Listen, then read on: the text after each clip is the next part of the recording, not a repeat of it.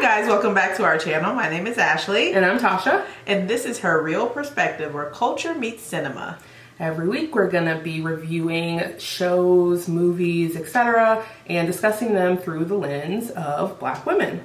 Awesome. So this week we are talking about Paradise episode 5. Mm-hmm. Okay. The name of this one is In the Palaces of Crowned Kings. So this seems a little bit more, I don't know, ambiguous. So it's not like we're going to be zoning in on one person. So we're moving forward in the story. So last week Agent Pace was killed and he was not brought back to life in this episode. He was not. We thought like, I wonder what's going to happen. Yeah. That did not happen at all. I was hoping somebody would have to come and see him at night or something for some reason. So nope. Didn't happen. Mm-hmm. We're dealing with the aftermath of that. And we do a little bit of a backstory into Cal. Yes. How he became president and things like that. Yes. And we see, what I was going to say is we see like Cal's funeral at the top of this episode. Mm-hmm. 3 things that stood out. I can jump right in. Yeah, sure. So the parent-child dynamic between Cal and his father. Ooh, yes. We jump right into that. Cal does not want to go into the family business of oil excavation or exploration. He actually wants to be a teacher. Right. And his father vetoes that in a very aggressive way. Immediately. And Cal's like, I'm not a teenager anymore. You can't tell me what to do. But he very quickly tells him what to do. Yeah. And we jump to Cal being president. So, right. Yeah, so he certainly followed it. Yeah. He was like, you're either going to be, he said, you suck at this oil, thing. So we're going to put you on a political path. Right. And you can either run as a Democrat. As like the Senate or something? Or a Republican as a governor. So he's basically, I don't care what side of the fence you're on, you're just going to be in politics. You're not going to ruin our family name, essentially. Right. Yeah. Right. So, my thought was, then throughout the whole, towards the end of the story, Cal talks to his dad when he's like, Cal's drunk, and his dad has dementia, and like he's like, okay, I've lived my entire life to please you, and he's hated his entire life, but did I at least make you proud? And the father still does not say anything endearing or encouraging to the guy. He said, you didn't do anything that I didn't do for you. Right. Yeah. What kind That is rough. Yes. My goodness. Yeah. So this guy has thrown his thrown his life away, essentially, because he hadn't done anything that he wanted to do with his life, and he still has not pleased the man. Right. So as a parent, like, you have these desires for your child to do great things and stuff and carry on a great legacy for your name, but then you don't want it to be at the expense of their happiness. At some point you have to say, you do what you want to do, child. After you're 18, I would say, they, you have to let them do what they want to do. Like, what kind of life is that? And then at the end, to hear that from your son, that he hated his entire life. Yeah. And he's like, oh well. Yeah, oh well. You hated your life? Whatever. Yeah. Yeah, I was like, dang. I know. That's rough. Yeah, very horrible. Like, the guy was a jerk, bro. Yeah. It makes you wonder,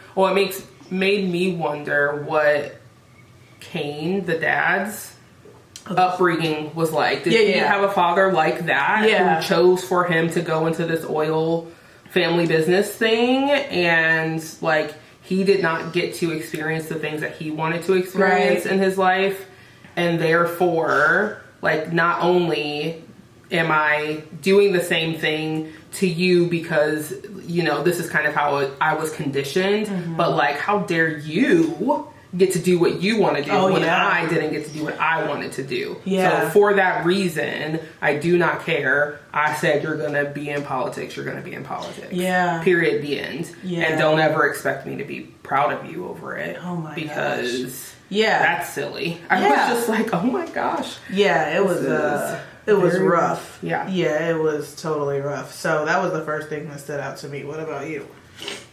Okay, so my first thing is hearing Cain. His name is Cain, by the way. Okay, and this guy, the dad, has like a thing with names. Like he's like, what kind of name is that? He was talking about how Jeremy, who was his grandson, he didn't think that was a good name for him because it doesn't sound like a strong, manly name, which is so interesting because Jeremy is a man's name. Like I don't either. It doesn't sound like Sarah. You know what I mean? I don't know, and I suppose there could be guys out there named Sarah, so no offense. But like I don't know. It's just weird. And then later in the episode he talks about how his wife, Cal's mom, wanted to name him Arthur, but he said like, no, that is not a strong man's name, this, that, and that. But Cal Bradford is like such a strong name. And so like my thing was like related to these names, and I thought it was interesting that his name was Cain, and it made me think of like Cain and Abel. And like I don't really like know the Bible like that, but I remember this name from the Bible. And is Cain the one who was like mean? He like did the bad stuff to Abel. And so interesting. Yeah, that was like my first thing because I'm a weirdo when it comes to names. Also, my next one is Jeremy and his dad. This little boy, I mean, he's not a little boy. And at some point, but he's definitely a child. Absolutely. I'm like, who talks to their parent like this? Bro. I can't stand it. I'm like, are you kidding? You're talking to him like you are the same age. Like I can see like you guys are peers. Yeah, like you're peers. And he's just like, oh, don't be like that, son. Right. What in what world is this? Like, and I'm like, are we supposed to, as we get more progressive in our age, or you know, as the generations progress and we allow more things, this can't be what we're supposed to allow because I can't imagine it. I cannot imagine my child talk like he called him a drunk. What did he say? Not my president, not mine either. Like, are you kidding? Like, he saved you. Like, granted, you may not agree with the way he carried out this whole plan to save certain people, blah blah blah. But daggone, there has to be a way to communicate respectfully. Yeah, no, I agree. I wonder if it goes back for Cal, if it goes back to this dynamic that he has with his dad. And so he's trying so hard to not be that kind of father that he's like trying to come at it from a different angle and not be like, not respond the way that his dad would have responded. Yeah. And also Cal probably never spoke to his dad this way. Absolutely. Because it was really wild. Yeah. And I was like, sorry? Like, what? That's your dad, by the way. This is not some random schmandom politician. This is your father. And I don't know, he's so like charismatic and like whatever. Like I can't imagine that he was like not actively involved when he was a child and things like that. Because I was like, well, maybe he was like very busy doing politician things and he wasn't really there, and now all of a sudden they're like in this new world and it's like we have all the time on our hands ever. Because nothing happens here. And so you're like in my face a lot. And normally you wouldn't be. Like, I don't know. I was making up all kinds of reasons.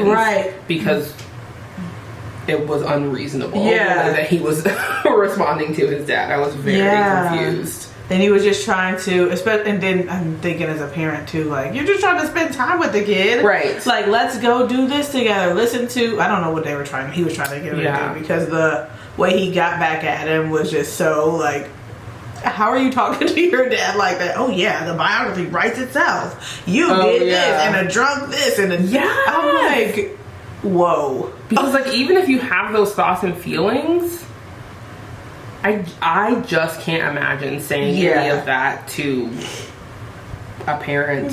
Like, and then expecting to stay in the house. Like, if you're gonna say all that, you better be on the way out. Like I've packed my bags and here's my speech. Yeah.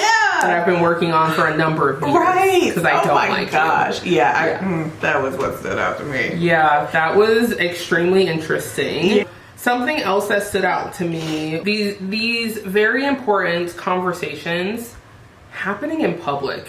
Again, we see Robinson is like, hey, like I sent the samples off to the lab or whatever. They never made it to the lab.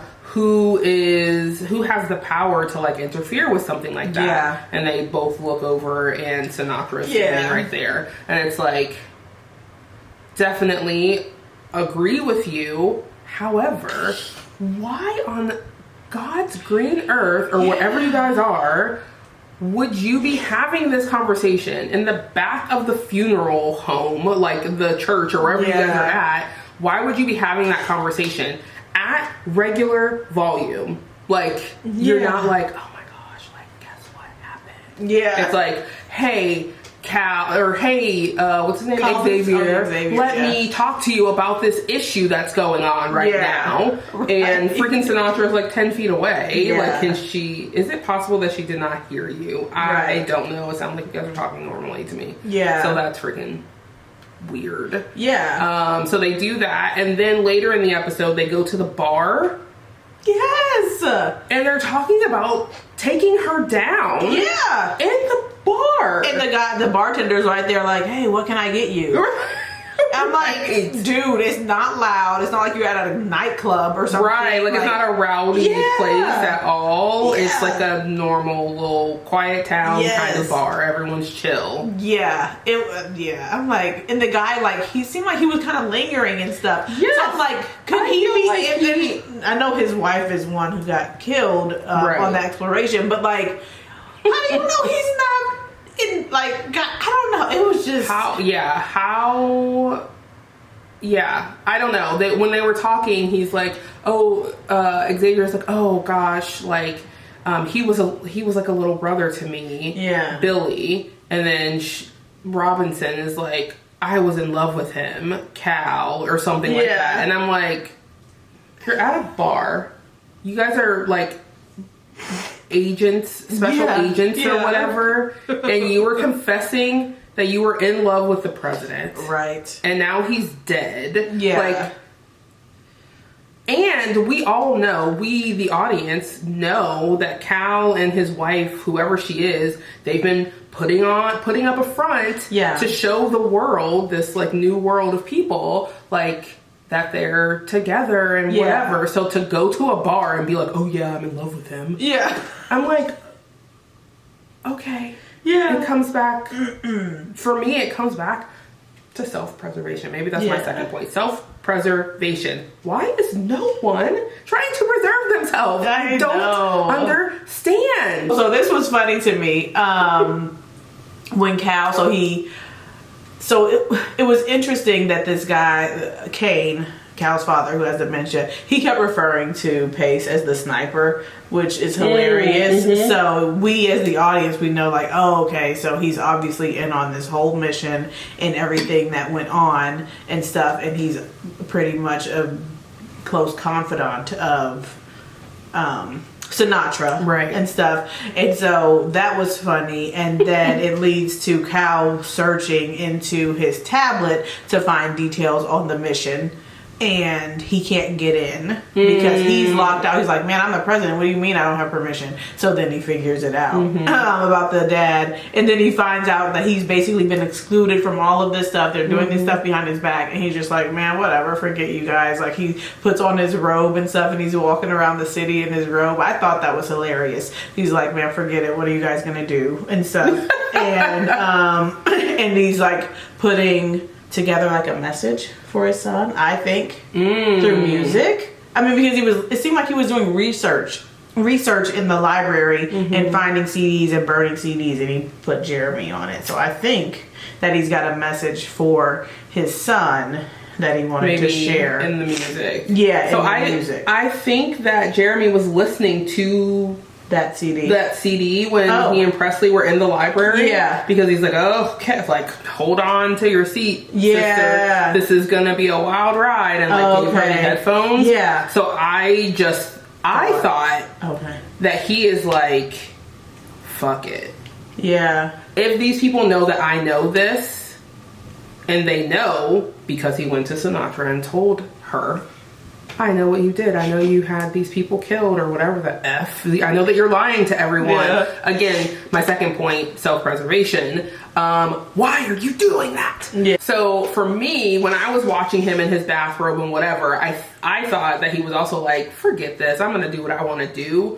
But I thought that his motivation in doing that was that, number one, realizing, although it was like inappropriate, the things that his son, what's his name? Jeremy was saying to him, it was accurate in the sense that, like, you are a puppet. They are, like, using you to do their bidding or whatever it is. And so I think he, like, kind of realized that, like, oh, all of this stuff is happening behind my back. I'm the president. I have the highest clearance, or I should. Right. And I cannot access this information. Yeah. What the heck is going on? Yeah. And so for me, I thought that he was feeling like, forget this. I'm going to do what I want to do anyway. And, like, if they find out that I know, they are going to kill me, because he goes and tells his dad, like, I'm in trouble right now, or like something before he asks, like, were you ever proud of me, or whatever that question was. So in my mind, it was like, crap, I just got into this. I know what's going on. For some reason, I told Sinatra that I know her game. Yeah, I was just thinking that he was like, they're going to kill me. I might as well do some of my favorite things. I love music, so let me, like, make these CDs. And even though my son freaking hates me, I'm going to leave him a CD to remember me by. Okay. That was my interpretation of it. That's a good point, too. I think my last point is my second point, which is self-preservation. Why go to the person who has all the power and tell them that you know that they're actually a bad person? Yeah. That was I feel like it would have made so much more sense if you know, or you feel like you can trust Xavier. Why wouldn't you go to him and say, hey, bud, this is what I just found out. Right. I don't know what's going on. I'm trying to get to the bottom of it, but, like, something crazy is happening, and like, you're the only person that I feel like I can trust. Why wouldn't you do that instead of going to the person who could literally make you disappear? Yeah. Keep your mouth freaking shut, bro. And tell someone else. Right. Like you said, tell Collins. Tell the person that you trust. Yeah. Hello? Yeah. It's crazy. What didn't work for me was, and I feel like this is a trope that they do often in movies, where two people have something to tell each other, but one person says, "Oh, I need to tell you first," and so then the other person's like, "Okay," and then like, "Okay, well, I'll just tell you later." Yeah. And they don't ever tell whatever important thing that they had to tell, because they just gave the floor to the other person. Right. So we see that with Xavier and his daughter at the end. He has to tell her that Uncle Billy is gone. Right. And she has to tell him, presumably as we see at the end, that she has the tablet. So she's like, I've got to tell you something. And so she doesn't say it. She never says it. And so now we're left with like, okay, so now what? How did you get the thing? And I'm sure they'll explain that later. Yes. But it's just so silly. It really is silly. And if you think about real life, I don't know. This has never happened to me. Yeah. I've been in a situation where I tell someone, like, I have to tell you something. And someone is like, I have to tell you something too. And if I let them go first, I'm like, cool. Okay, so what I wanted to tell you was, like, not in the sense of, like, me blowing them off, like, who cares? Yeah. But it's like, okay, I'm taking in the information that you've given me, and also you should know this information that I have to give you. I have never been like, well, you told me your thing and now we're just gonna separate and move on. Like, I don't know. I think in this situation, at least the situation was dire. Right. Of like, that's what he made. I walked in, I found him dead. Yeah. I don't know what the F is going on. I need to figure this out. And like, this is a very serious kind of thing. So like, we don't have time to talk. Go pack a bag, blah, blah, blah, whatever. Yeah. But like, the same thing happened with him and Billy. Billy's like, oh, I have to tell you something. But like, I'll tell you tomorrow. And it's like, you might not be here tomorrow. Tell me right freaking now. Yeah. Like, what are we doing? Yeah. Yeah. so yeah, we'll I agree. I think, so something that didn't work for me was just like, and maybe like it should be expected. It's episode 5, not like the finale, but like all of these questions are still there. I'm glad that they didn't show who actually killed Cal. We see him like up until the point where what's her face Robinson leaves that night. I was glad that they didn't show that because I feel like I'm not ready to know. What else didn't work for me was so Cal makes this dinner for him and his son, and the son just blows him off. The reason that doesn't work for me is because I'm going into it thinking that he has a message to share with Jeremy because he knows that he's in danger. So he wants to share information with him over dinner. And Jeremy just is like, well, I have band practice or whatever. I'm not going to be able to make it. And then he just doesn't respond. And I'm like, then you need to go get him.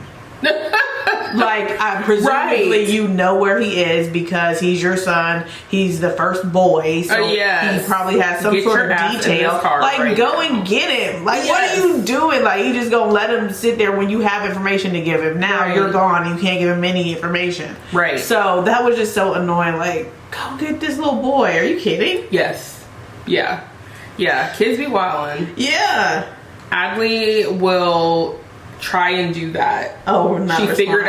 She figured out how to turn off her read receipts because there was a time that I was like texting her and I could see that she read it and she was not responding to me, and I'm like, I can see that you've read this message. You need to respond to me within 2 minutes or you're losing your phone. Like, if you cannot handle the responsibility of having a phone, you don't need to have one. Anyway, but like, yes, kids will do these kinds of things. Like, you're not just gonna ignore me. Right. I will come to wherever you are. Yeah. And make you leave. Like, you can just say, hey guys, like, I have to leave early from this band practice or whatever. Right. I'm assuming this was like his band, not like a school band. So like, I have to leave at 6 tonight. Sorry, whatever. Or I can show up in my bathrobe because he's walking to town in his freaking bathrobe. And I can make you get in the car. Which one would you prefer? Which would you prefer to do? Because either way you're coming home. Right. Because you're not an adult. Yes. You are a child. Yes. So what are we doing right now? Okay, I put on here touching dead bodies. Oh. Freaking Xavier has done this twice now. Yeah. With Cal and with Billy. And I am wondering, what you doing? Why are you doing that? Like, yes, okay, I understand you need to like take the pulse or whatever. And like, at least with Billy there was no blood. Yeah. But with Cal, he was clearly bleeding out. He had bled out of his head. Yeah. He's not with us anymore. Right. But why are you touching the body, bro? Yeah. And what's her face? Jane, actress. She needs an Oscar. Yes, absolutely. She needs an Oscar. Yes, absolutely. Because I'm like, okay, let me see you play this. Yes. Try and play like you had no idea, and she convinced me. Did it. Yeah, I'm looking like, did a great job. Yeah. Are you kidding me? Yeah. She threw herself on top of him and touching his face and all the oh my god. You know, yes. Oh my gosh. Crazy. Yeah. Why are we touching bodies? I think from her perspective, it's like, okay, they're going to come in here. They're going to find my DNA. And like, obviously I can just tell them that like we were sleeping together or whatever, which is accurate. Yeah. But like, let me just make sure like there's a reason for them to find my DNA. Like, on top of that, like, I'm a distraught girlfriend. Yeah. Like, anyone would respond this way to seeing their loved one on the floor or whatever, like, their significant other on the floor dead. So, yeah, I was like... Yep. Dag. I know. She did that. She sure did. I was like, that was incredibly believable. Yes. So I guess good for you. Yeah. But yeah, I was like, why are we touching dead bodies, bro? Stop touching dead bodies. What are you doing? Yeah. You mentioning that guy putting that message up, that didn't work. But that was crazy.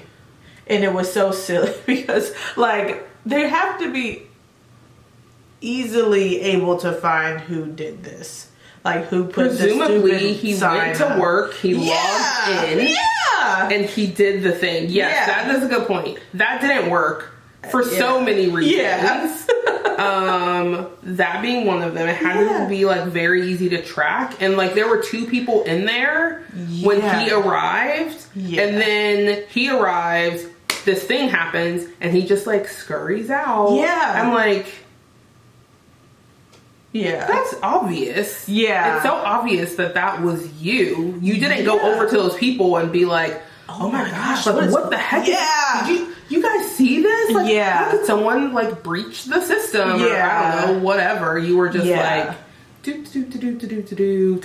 type. I'm leaving. He looked so sus. He looked extremely suspicious.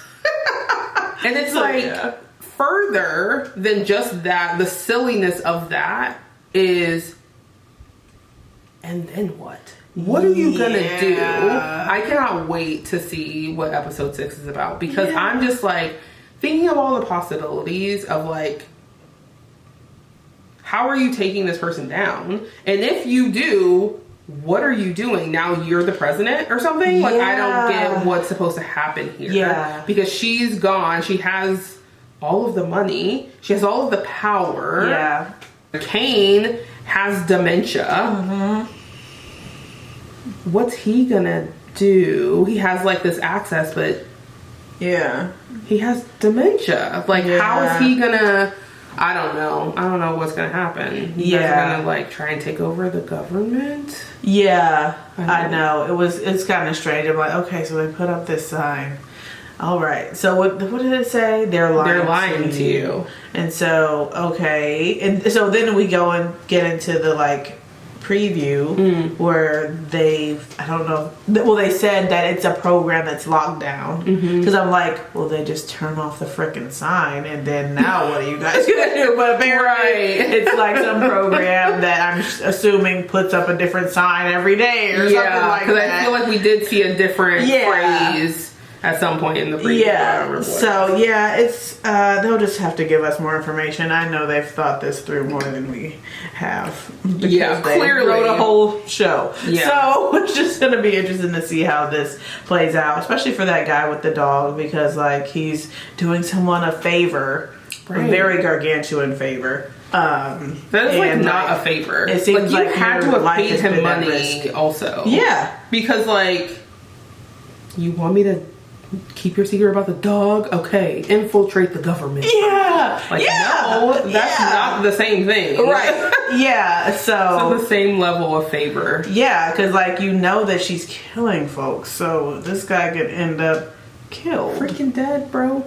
So for what did work for me, juxtaposition of Cal versus Kane in their upbringing. We already talked about this, but the upbringing of their children. So Kane is so hard and rough and tough with Cal, but Cal is so he's very he handles Jeremy with kid gloves or no gloves, really. And so he's just really, and they've shown him to be very kind and sweet and they endeared us to him more. Like, I really like Cal. versus I don't like Kane at all. So, but yeah, and so it makes us like really like him and stuff, and have us like love Cal in this show. So that really worked for me. Yeah, he seemed like a great president and had good morals and wanted to do right by the people and be forthright with them and honest. And so, too bad he had people working behind his back to do the opposite. Yeah, no kidding. Yeah. But I feel like something that worked really, really well, and it's like too little too late at this point, was the moment that Kane had with Jeremy at the very end. Yeah. And they're both like... Kane thinks that Jeremy is Cal, and he's apologizing and saying like, I'm so proud of you and blah blah blah whatever, and Jeremy has like allowed the grandfather Kane to think that he is Cal in this moment. We see earlier in the episode that he is telling him like, I'm not my dad, or like, stop calling me like Cal or whatever. But I think like he maybe kind of recognized that his dad or his grandfather like needed to have this moment with his son that he cannot have because obviously he's dead. And Jeremy needed to tell his dad like, I'm sorry, I love you, all of that. The things that he wished he would have said, instead of ghosting him, telling him he wished that he was dead and all of those things. Like, obviously you can't take it back. Right. But, like, you need to heal from it. And in a way, this was a way for them both to step forward towards healing. I don't know how, well that's going to go for Kane because he has dementia.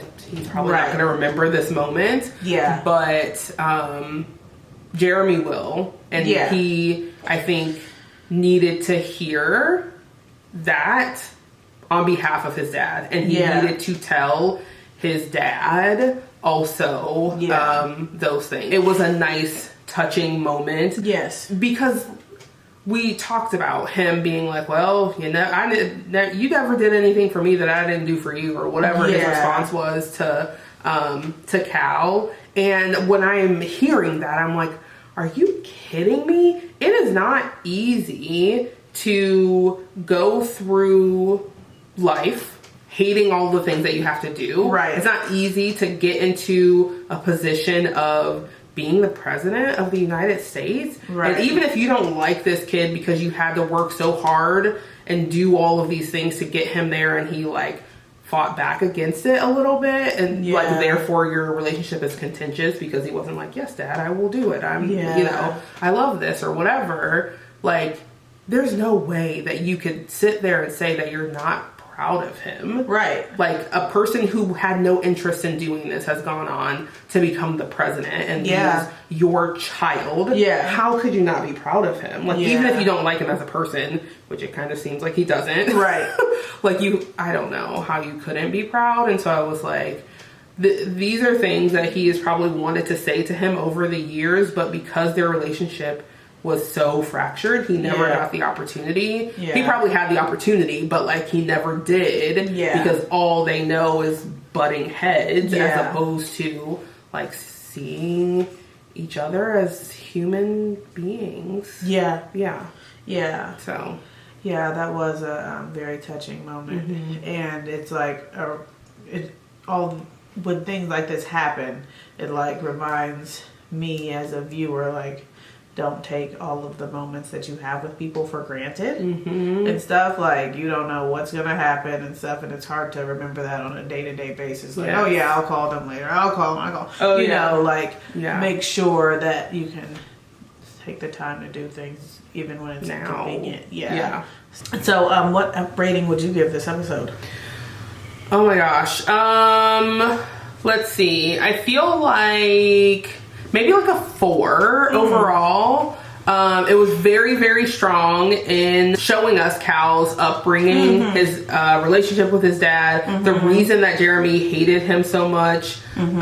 Because I was seriously like, what is this kid's fucking problem? But then when he was like, you're a puppet and you're doing everything they're telling you to do and da-da-da, this and that, whatever, I'm like, I do see the point that he's making. Like, I maybe wouldn't make it that way to my father, but like I could see him being like, bro, you're just here doing and saying whatever they want you to do and say.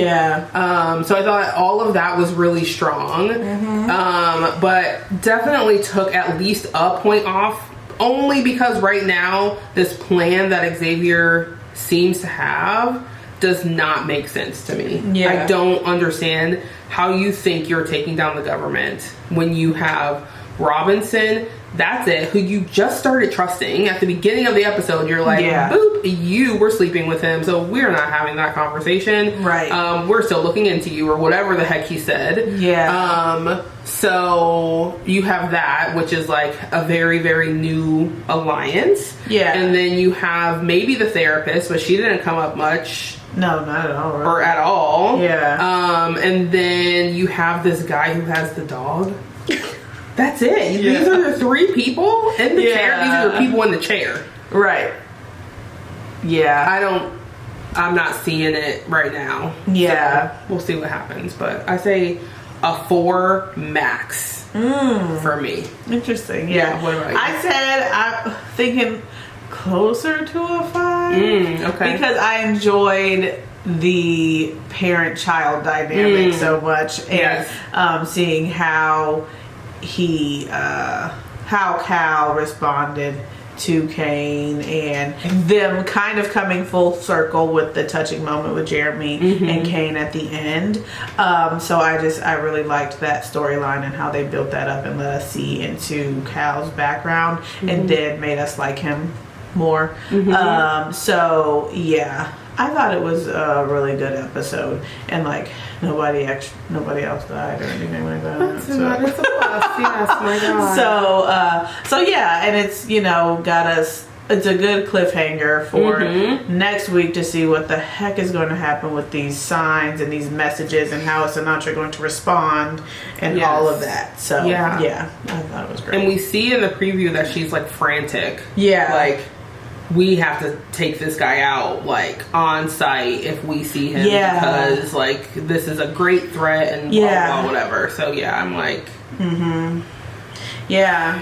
don't know. And then in the preview too, we see that Xavier has a like little army or something like that. Like they're talking in a hall or in a basement or some type of area. And then in this episode we discovered that Robinson knows where weapons are. So oh my gosh, that's helpful.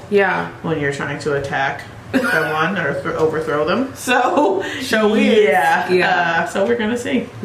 All right. So. Well, that was it. We enjoyed the episode. We hope you enjoyed our breakdown. And we look forward to talking to you next week. Like and subscribe. Okay. Please. Bye, guys. Bye.